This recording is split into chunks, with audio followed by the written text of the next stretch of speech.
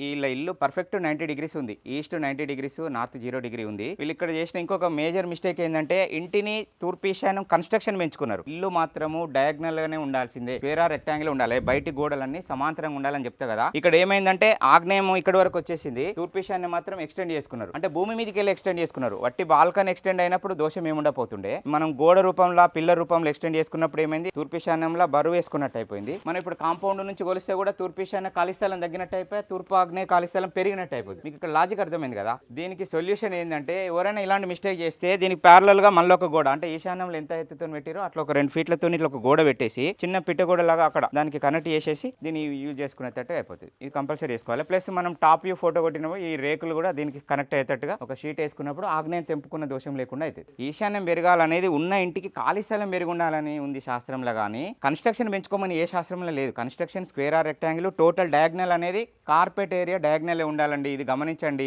ఈశాన్య పిల్లర్ నుంచి నైరుతి పిల్లర్ వరకు ఎన్ని ఫీట్లు ఉంటుందో ఈ ఆగ్నేయ పిల్లర్ నుంచి కూడా మన వాయువ్యం పిల్లర్ వరకు అన్ని ఫీట్లే ఉండాలి. అంటే డయాగ్నల్ లో మాత్రం ఏం డిఫరెన్స్ రావద్దు.